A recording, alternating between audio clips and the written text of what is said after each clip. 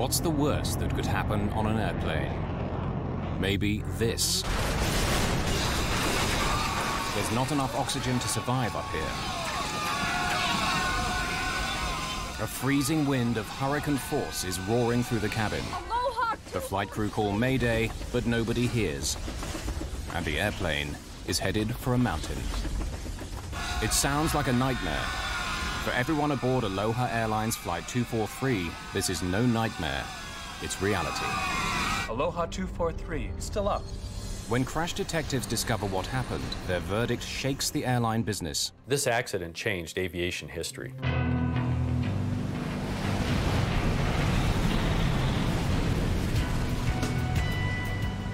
Some people choose to trespass in that narrow space between life and death. It's a scary place to be. Surfers get there by chasing killer waves. Just occasionally, fate puts ordinary people, not just thrill seekers, into that same deadly zone, where life hangs by a thread. On the afternoon of April 28, 1988, it will happen in the sky over Hawaii.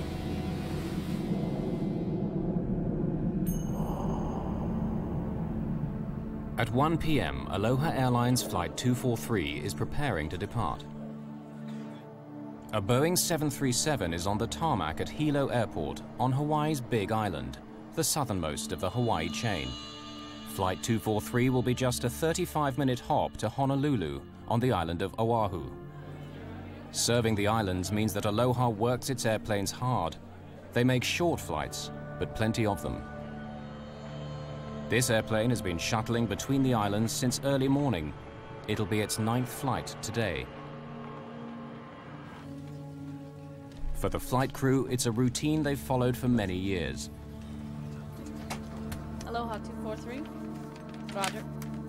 We're anticipating. Captain Bob Schornsteimer has been flying for 11 years with Aloha Airlines. Roger. His first officer, Mimi Tompkins, is hoping for promotion to captain after almost 9 years with Aloha. Did you hear any more about... Each of the flight attendants has a long service record too, but none so long as Clarabelle Lansing, known to everyone as just CB. Well, Mr. Kiner, welcome. Always good to see you, CB. You fixed some good weather for us. Smooth all the way. You bet. She's been flying for 37 years, since before the days of the first jet airliner. Let me help you with this. Oh, yeah. CB is the boss in the cabin, first flight attendant. Michelle Honda, a 14-year veteran, is number 2.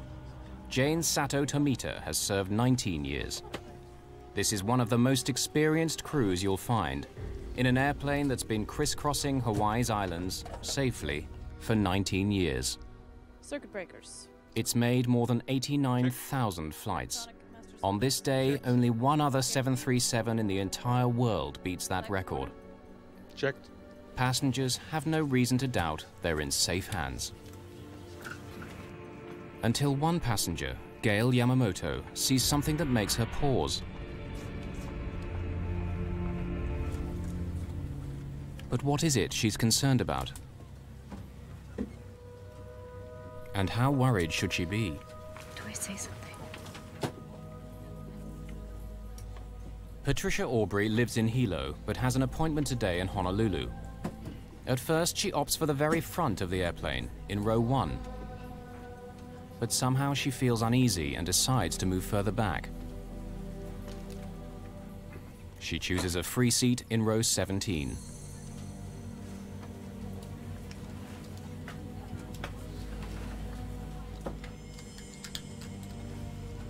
At 1:25, Flight 243 is ready for takeoff.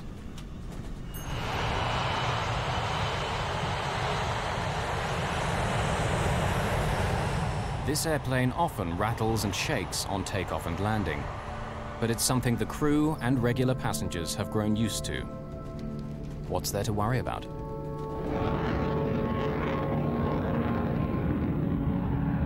Yellow departure. This is Aloha 243, climbing through 3000.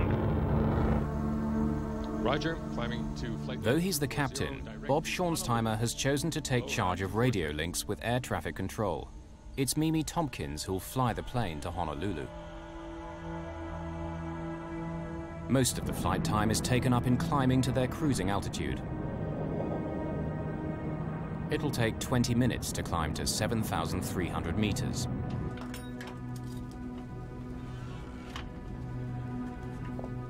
For many passengers, soaring high over the Pacific is all part of the daily routine.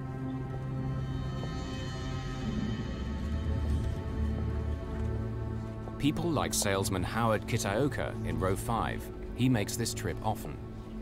When you've seen the view 100 times, 35 minutes is precious time to catch up on paperwork. The flight's so short that the attendants serve drinks while they're still climbing. They can move around, but the passengers are still strapped in. It's 1:45. 20 minutes into the flight, the aircraft is at cruising height. Honolulu Center, Aloha 243, leveling off at 240. The crew relax. See, where's that National Weather Service weather station out here? Is that in the old tower? In perfect flying weather, everything is following the familiar pattern. Do they?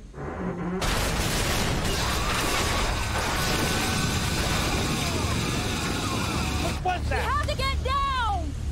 We've lost pressure. I saw a brilliant flash of light and boom. Everything was being sucked out of the plane. Here's what's happened.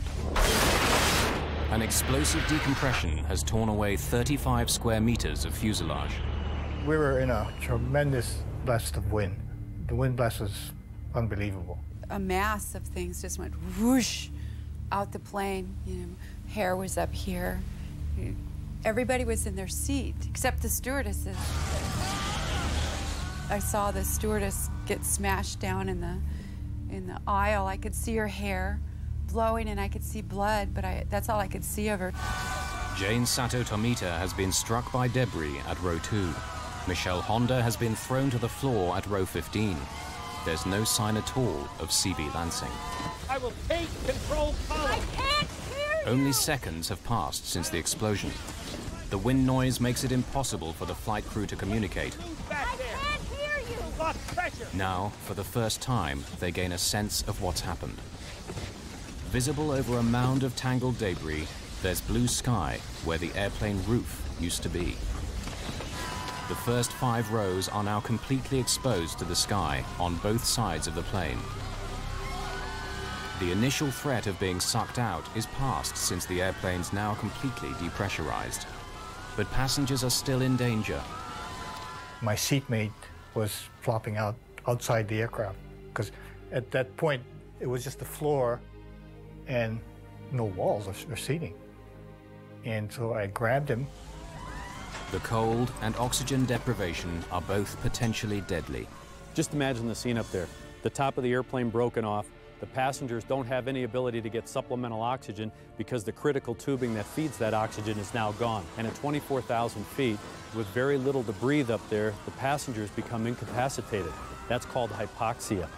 If you stay up at that altitude for any prolonged period of time, you become more and more physically disabled. With the top of the airplane gone, you now have 300-mile-an-hour winds blowing into that cabin. That's 3 times hurricane-force winds.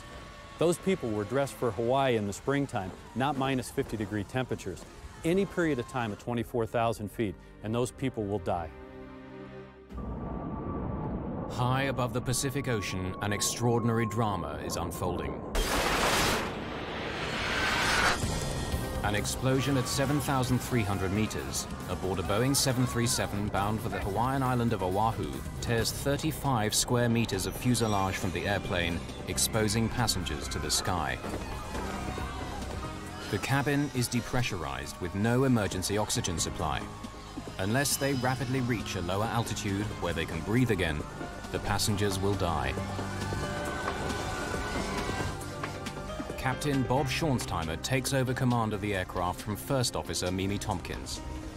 He begins an emergency descent, dropping 1,200 meters per minute, its speed now increasing to more than 500 kilometers an hour. As the aircraft hurtles down, passengers face a new terror. Wreckage blocks their view of the cockpit, and when the airplane split apart, the nose dropped down by around 1 meter. The plane is held together by just the narrow floor beams. The floor was buckling up, and you could tell the plane was bending in the middle. Michelle Honda can't go forward far enough to see whether the pilots are alive or dead. She tries to make contact via the intercom. Can anyone hear me? The wires are severed. As she struggles forward to try to reach the cockpit, she gets asked the one question she can't answer. Do we have a pilot? I don't know. Do we have a pilot? I do not know. Can you fly a plane? The terror of those on board can only be imagined as she asks the one question no airplane passenger wants to hear. Can you fly a plane? Michelle Honda was coming up and cupping her hands and yelling in everyone's ear individually, "Can you fly a plane?" I was like, what? You know, get out of here. Is the pilot gone too? You know, because you couldn't tell if there was anybody up there. Do you know how to fly a plane? No! First Officer Mimi Tompkins tries to alert air traffic control at Honolulu. Recordings from the cockpit voice recorder, the black box, analyzed later by accident investigators, provide a dramatic record of exactly what took place.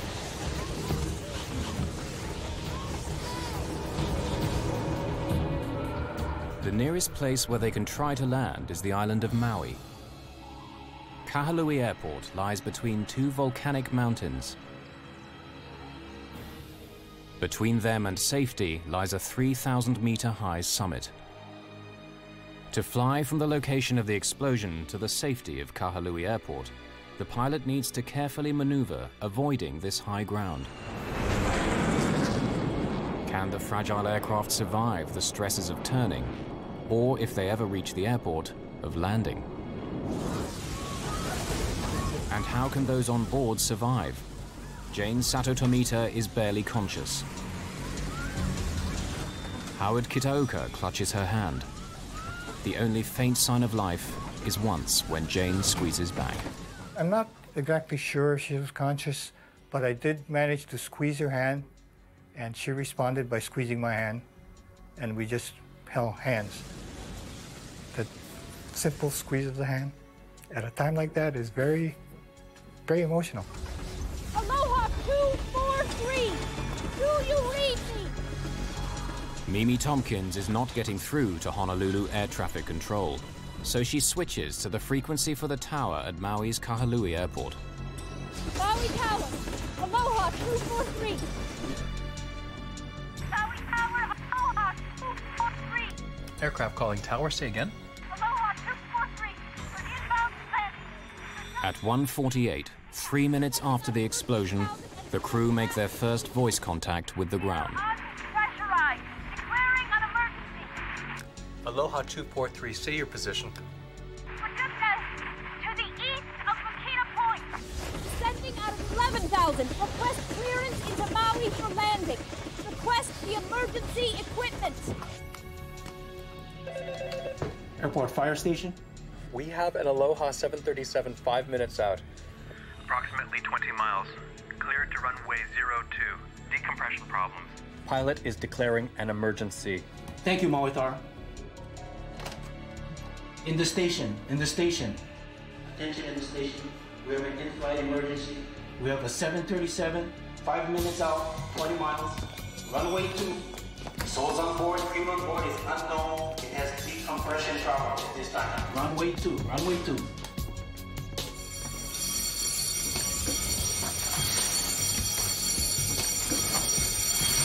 Aloha 243.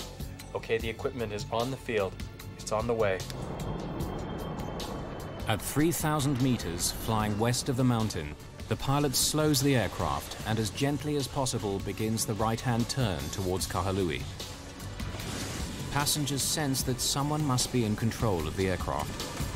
I've had some training as a pilot, and we were wings level. It wasn't in a dive or a roll, it was wings level. At that moment, I thought, we have a chance. Meanwhile, those on the ground are unsure about what kind of crisis they're facing. It's a small airport. An airliner in trouble will test the fire crew's experience. For the air controller, it's hard to hear the airplane at all. Just to verify again, you're breaking up. Your call sign is 243. Is that correct? Or 244. Aloha 243! Aloha 243! Aloha 243. Plan straight ahead for runway 02. I'll keep you advised of any wind change.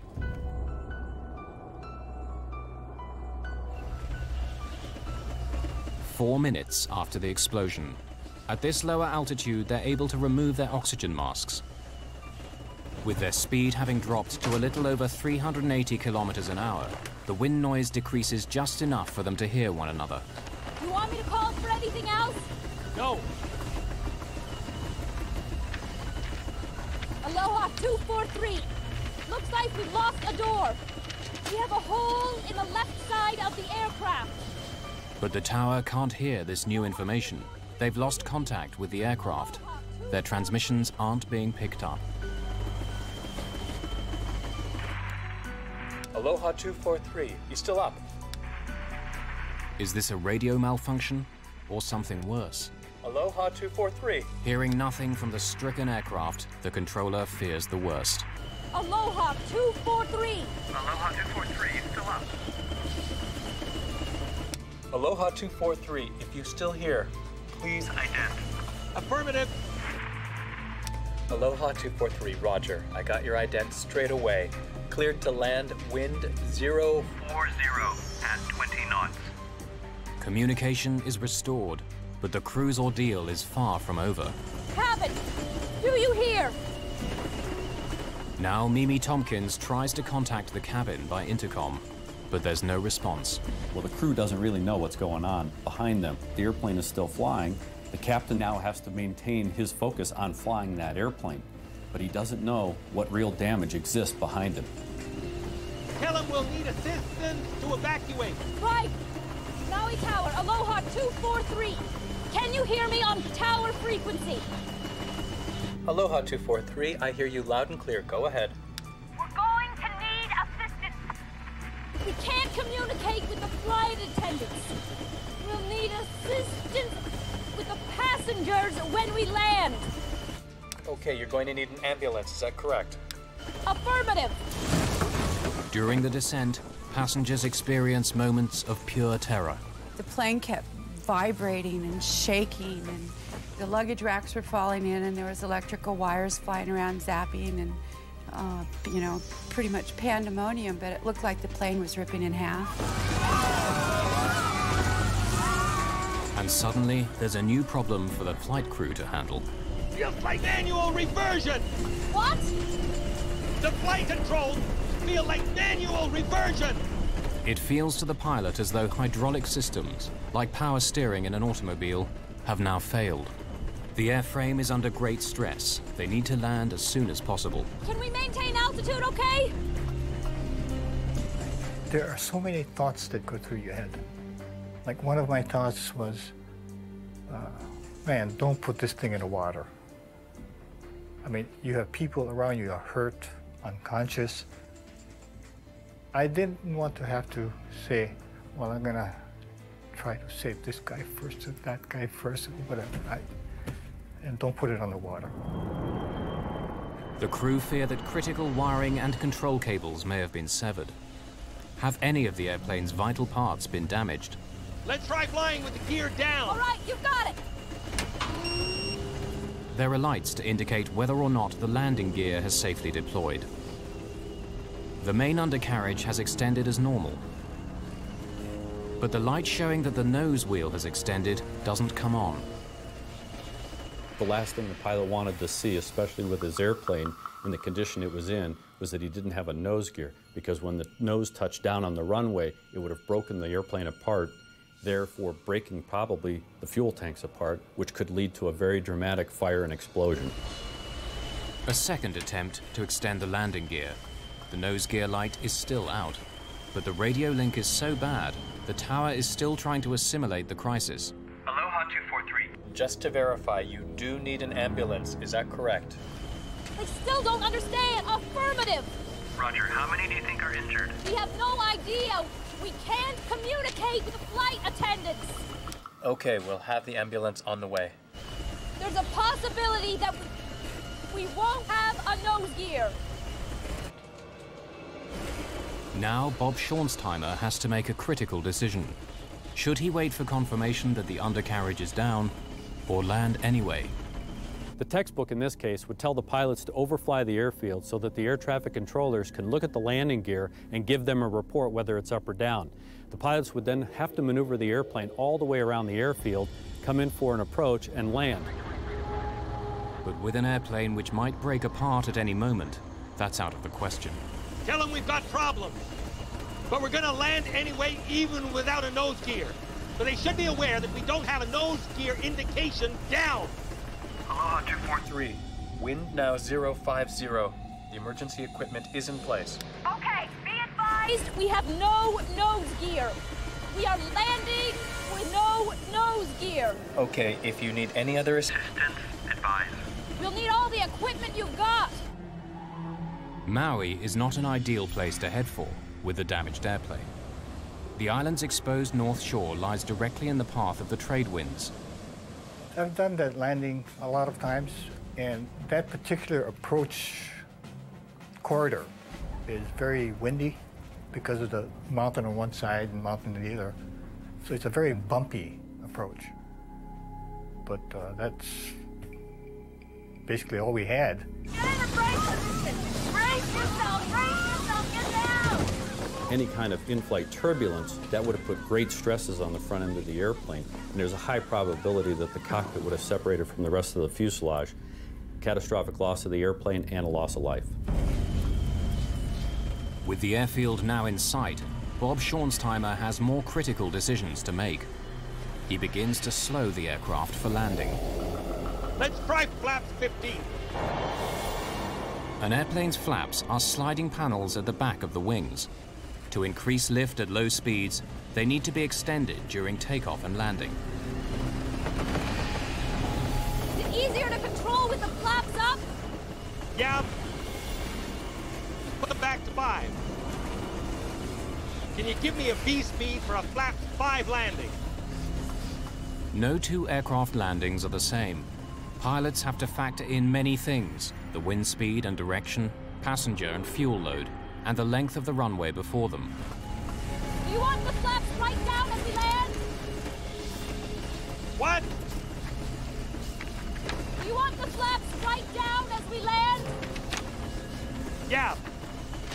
But after we touch down. Okay. A complicated formula provides the VREF, indicating the safe landing speed. Even in a crisis like this, pilots have to reach for the manual. Extending the flaps fully will help act as a brake once they touch down. But to do it earlier could stress the airframe to breaking point. What you have to remember is that the pilots weren't trained to handle a situation like this. With the top of their airplane missing, they became test pilots. The aerodynamic effects of the airplane were drastically different than they were used to. They really had to fly by the seat of their pants. Aloha 243, wind now 050 at 20. VREF 40 plus 30, flap 1 through flap 15. 120? Using her flight manual, the first officer makes the complicated calculation that will give their correct landing speed. Right. The safe speed for landing, taking into account the length of Kahului's runway 2, is calculated to be 152 knots, 282 kilometers an hour.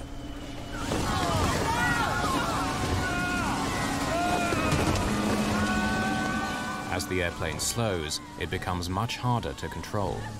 And so the pilot has to make another crucial call. Speeding up to keep control means he'll hit the runway faster than he should. He gambles that the higher speed landing is still the best option. Our approach speed, I felt, was hot. I mean, we were coming in hot. I don't know, don't ask me how many miles an hour it was, because I don't know. But from other landings, we were coming in fairly hot. Crash rescue teams prepare themselves for a worst-case scenario. At high speed and without the nose gear, a crash landing followed by a catastrophic fuel fire now seems inevitable. Under these conditions, the lack of a nose gear could have been a death sentence for everybody aboard this aircraft. A Boeing 737 with 95 people on board has suffered an explosive decompression near the Hawaiian island of Maui. It's still airborne, but only just, with 35 square meters of fuselage missing from the Aloha plane. As they prepare for an emergency landing, warning lights indicate that the forward landing gear has not deployed. If so, the airplane will most likely crash and burn. In the 12 horrifying minutes since the explosion, some passengers are convinced they're not going to make it alive. I thought he was going to go in the water, and I was eaten by sharks. And then we saw the mountain, and I didn't think we were going to make it over it. I just knew we were going to crash into that mountain. And then when we could tell, we could see the airport, and then, you know, then I burned to death because the plane blew up when we hit the runway. Suddenly, the news the pilots have been praying for. The gear is down. Inform Kahului Command, the gear is down. Okay, thanks. Aloha 243, just for your information, the gear appears down. The gear appears down. Want me to go to flaps 40? Help you? No, on the ground. The crew have had to make life or death decisions.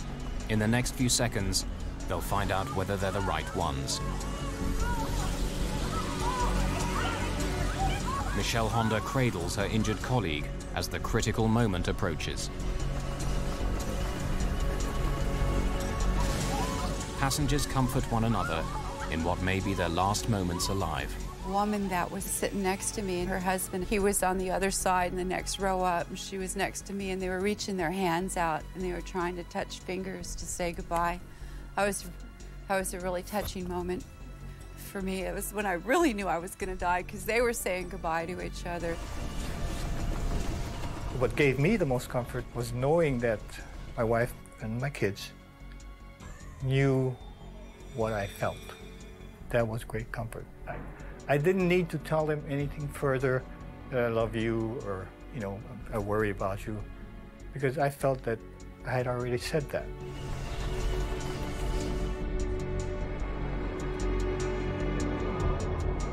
Though the forward undercarriage has extended, the crew still can't be certain whether it is locked in place or whether it'll collapse on landing. If it doesn't hold firm, 40,000 kilos of airplane traveling at close to 320 kilometers an hour will smash nose down onto the tarmac.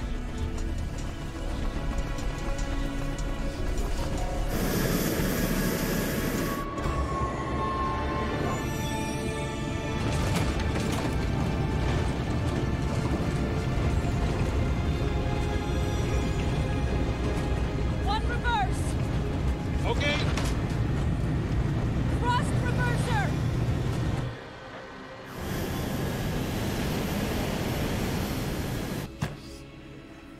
Aloha 243, just Shut it down where you are. Okay. everything's fine. The gear did it. The fire trucks are on the way.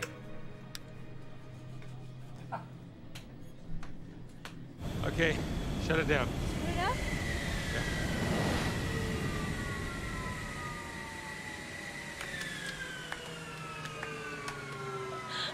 Oh, God.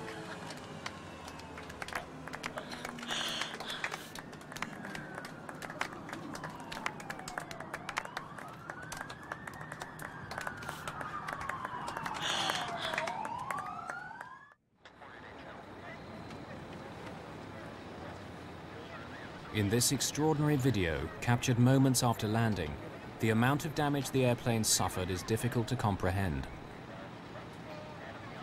An emergency evacuation of passengers who escaped injury has just been completed. Some injured passengers have still to be helped from the plane. How it flew for those 13 terrifying minutes seems astonishing. Captain Bob Schornsteimer is thanked by passengers who just minutes before had expected to die. The tension is released. Boy, I just said, yes, baby. That's all I said. Pilot did a tremendous job. Patricia Aubrey hugs her heroine, Michelle Honda. I was crying, and of course everybody was traumatized, looking at the plane and looking at the people bleeding, and just, I kept touching myself going, I'm here. I can't believe I'm still alive. Her last-minute impulse to switch seats saves her from injury, maybe from death. Something was telling me not to sit there, because I didn't have a good reason to move, you know. My guardian angel was tapping me on the shoulder and telling me to move. A final desperate head count by Michelle Honda confirms the crew's worst fears. C.B. Lansing, the veteran of 37 years flying for this airline, is missing. A sea search begins in the area of ocean where the explosion took place. Neither body nor wreckage are found. Jane Sato Tomita has started to recover. 7 passengers are seriously hurt, the worst injury a skull fracture. But how have the rest survived? At the moment of decompression, it's just their seatbelts which made the difference between life and death. They went poof, a loud noise, and it just, the whole thing come apart. And I personally thought we were all gone, and we were fastened, all had our seatbelts fastened, well, most of us evidently, or would have lost a lot more. But there's something else. At the most critical moment, Maui's notorious high winds died away. I was amazed to see front of the fuselage missing. What was so funny about the whole thing is that when it came in, had no wind. I mean, I believe if you did have that wind, the aircraft wouldn't have made it. It would have split into 2 pieces. And it's a miracle. It's very much a miracle. This is one of the most remarkable flying events in history.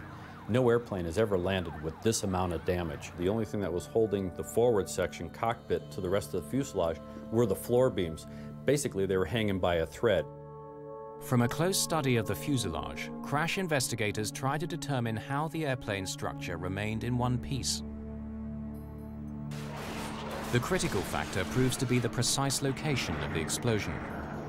The thing that saved them was that because the damage was across the top of the airplane, as the nose tried to bend down, these members through here are in tension, and it kept them in line, it kept them straight. So even though it was almost ready to break off, the structure was still strong enough here to keep it together. If this damage had been along the bottom, and the nose is trying to bend down this way, the structure would have been, this similar structure would have been in compression, and it would have buckled, and the nose would have certainly come off. So it was fortunate that the damage was across the top. How does the roof of a jet airliner simply blow away? The U.S. National Transportation Safety Board, NTSB, is tasked with discovering what happened. Investigators pull the airplane's records, something like an automobile service history, and suspicion falls right away on the airplane itself. The best evidence for what happened, the missing fuselage section, is now lying at the bottom of the Pacific Ocean. But by carefully piecing together the clues they do have, investigators hope to solve one of the most spectacular accidents of all time. In the 38 years since its launch in 1967, more than 5,000 737s were sold. Somewhere in the world, a 737 takes off every 5 seconds. The accident airplane was number 152 off the production line, delivered in May 1969. The airplane was designed for a 20-year service life and 75,000 flights. This one had exceeded that number, though many were of short duration. Its fuselage was under constant stress because of pressurization. The fuselage of the airplane is actually breathing. It expands and contracts depending on altitude. When it's on the ground, it's in a contracted status. When it's at altitude, 24,000 feet, the fuselage expands. So the airplane is constantly cycling. That's pressurization. That will weaken the structure over a long period of time.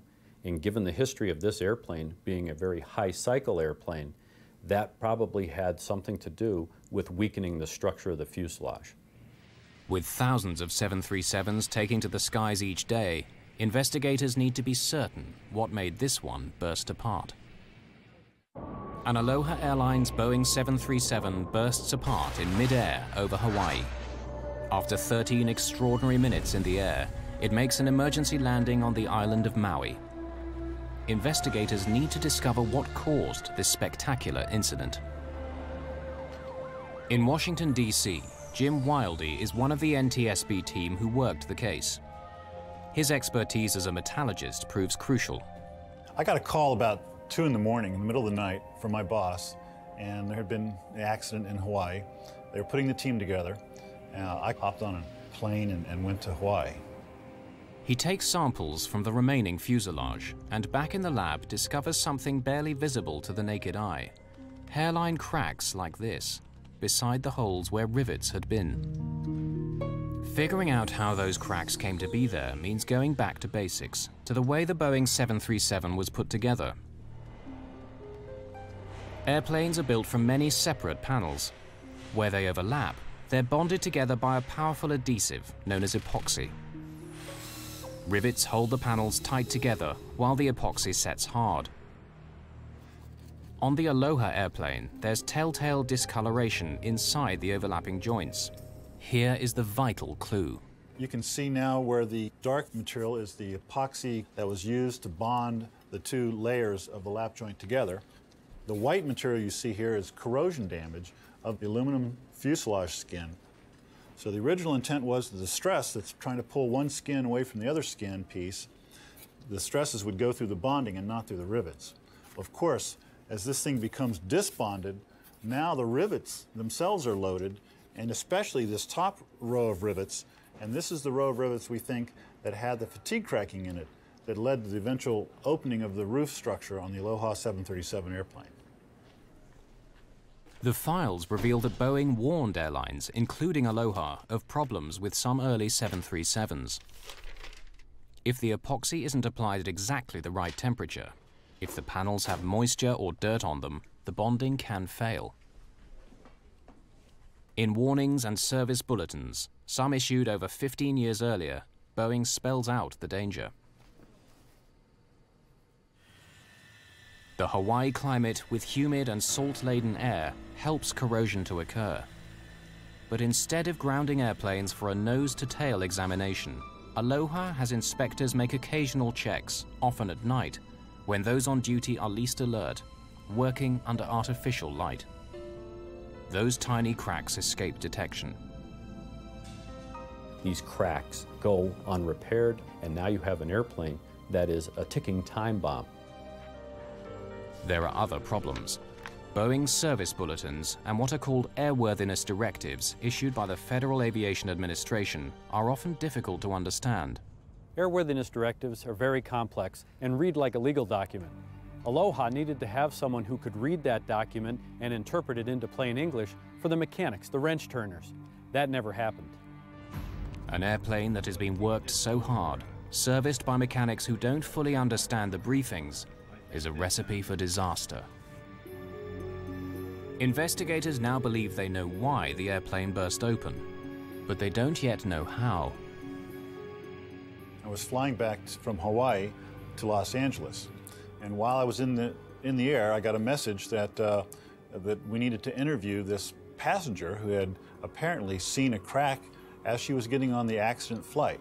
You saw something as you got on this airplane, which you pointed out to your roommate. Cynthia Johnson. Yeah, Cynthia.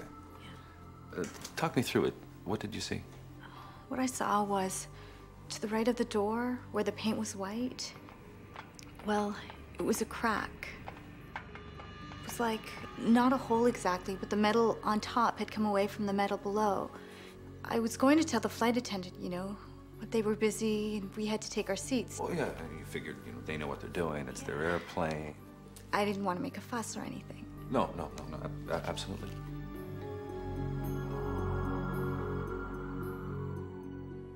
The witness saw cracking in this area, and we found fatigue cracking back in here. So this is the line where the fatigue cracking joined up. One piece came down this way and folded off, and the other piece went across the top and came off to the right side. But something still doesn't make sense. Boeing designed the 737 and other of its aircraft so that this should never happen. Every 10 inches along the airplane are what are called tear straps inside the fuselage to strengthen it. If a tear begins, it should only reach the next strap before shooting off at a 90-degree angle. Though there's a hole in the aircraft, it acts like a safety valve. The purpose of the tear strip is to confine any kind of rip or tear in the fuselage skin to a 10-inch square, basically. If you allow it to propagate beyond this 10-inch square, you could then compromise larger sections of the fuselage and cause a blowout. The 10-inch square allows a controlled decompression and confines any structural damage to a very small area. So why has the safety valve failed here? The NTSB believe there were so many cracks in the fuselage that they simply joined together, running right through the tear straps.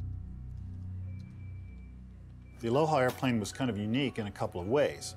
The way it was operated was with very short flights, so you had large numbers of these pressurization cycles, and stress was going on and off on these rivet locations. And secondly, with the disc bonding, all this stress is now going through the rivets, and that led to the linking up of these cracks and then the roof coming off the airplane. But is that the final answer on what happened to Flight 243? A new theory claims to shed fresh light on those dramatic events.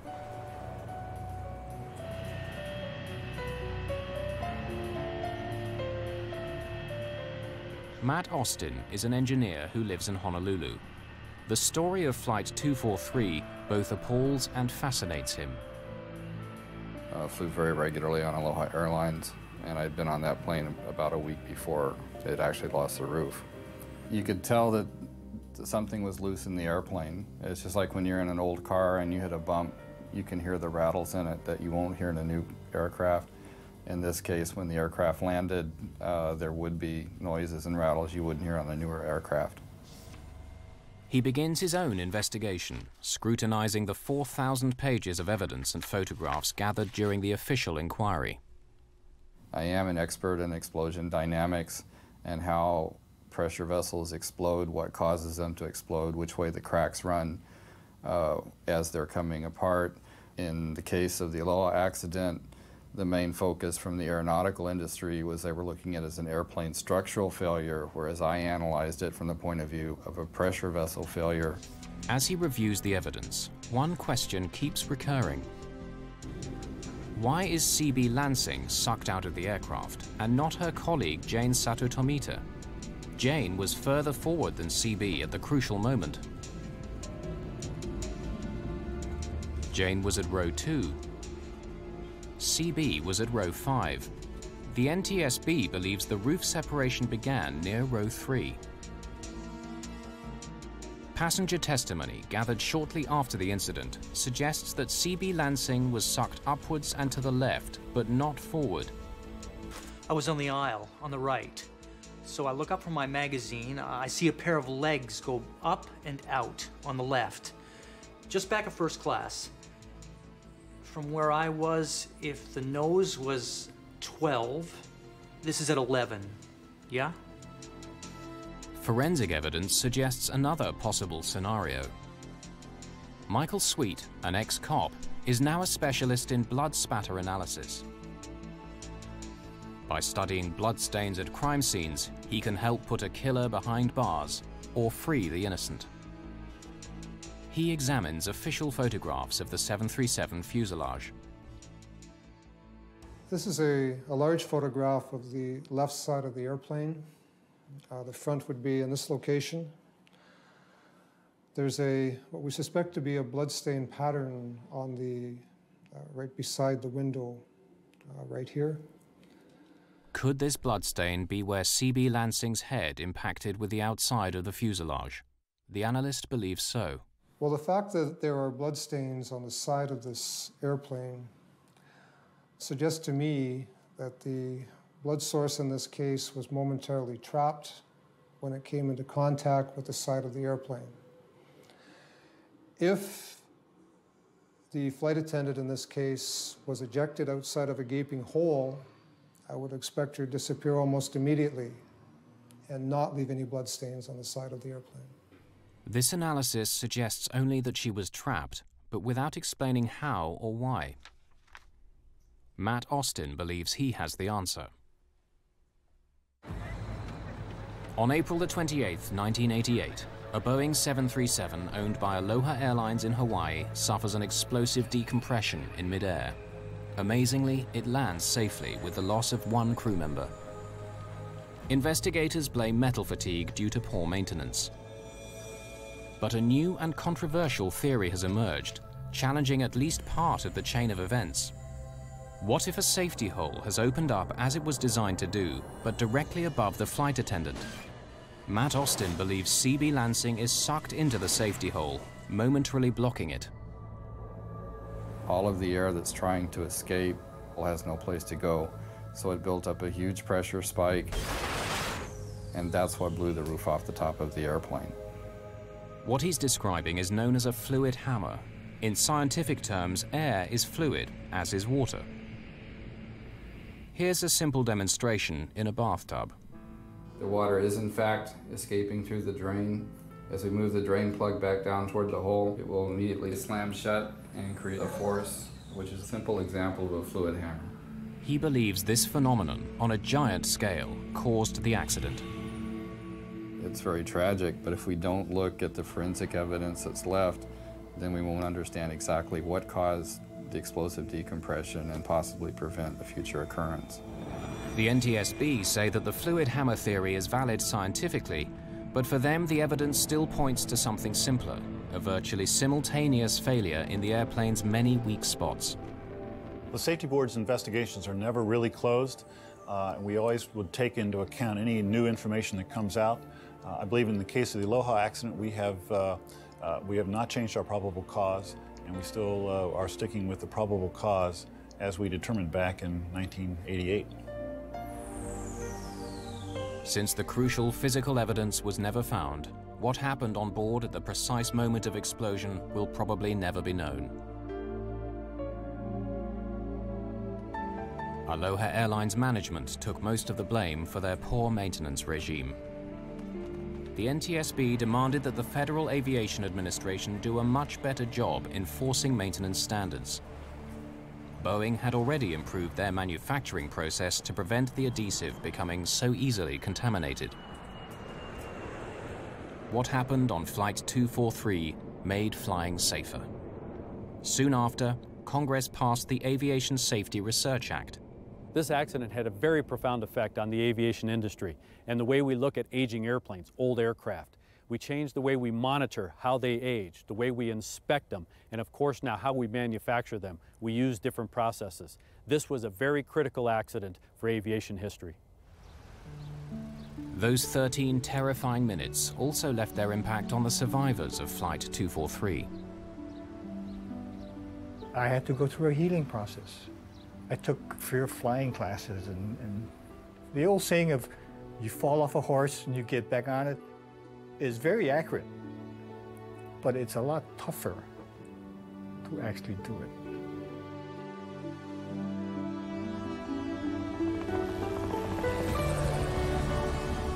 Patricia Aubrey had to find a way of dealing with the memories also.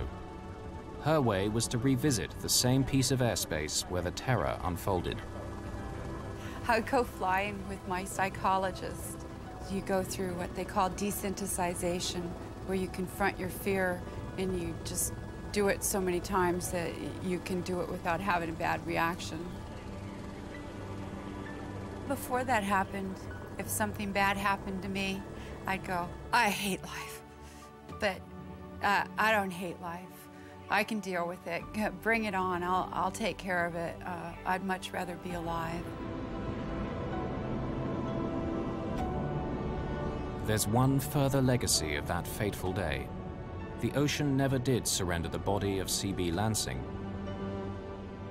Instead, a memorial garden honoring the veteran flight attendant was planted at Honolulu Airport, beneath the big Hawaiian sky where she spent the better part of her life, and where it was so suddenly ended.